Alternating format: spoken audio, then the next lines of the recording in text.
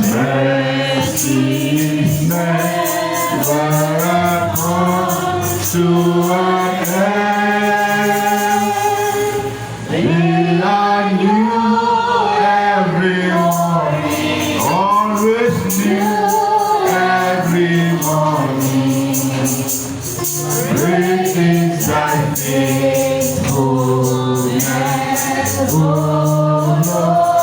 Hallelujah, Lord, great is thy faithfulness. The steadfast love of the Lord never ceases.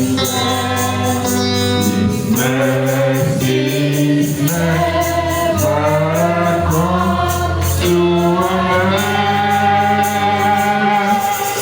They are new every morning, always new every morning. Great is thy faithfulness, O Lord. Hallelujah, Lord, great is thy faithfulness.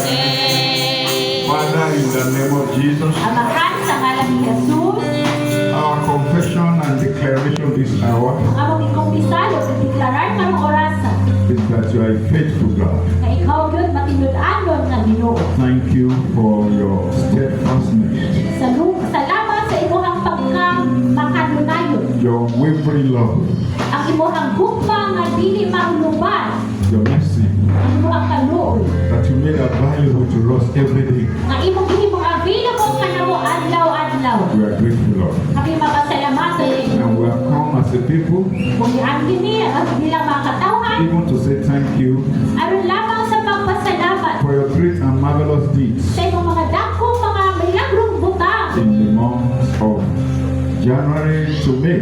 sa bulan sugod sa Enero hangtod sa Mayo. And because you are faithful, Ug tungod kay ikaw matinumanon, your love is everlasting. ay imong gugma hangtod sa kahangturan. We know without any doubt Kanibaw mi sa walay that pagduha-duha. in this month of June, Nga niining bulan sa Hunyo, not only will you favor us, dili lang minimo paboran, we will enjoy your mercy every day in the name of amen. Jesus. Ma-enjoy pagkagamo ang imong kaluoy adlaw-adlaw sa ngalan ni Thank Jesus. you for all that you are doing in our lives, Salamat sa tanang butang ay mong gibuhat sa among kinabuhi, in our families, sa among pamilya, in our homes, sa among panimalay.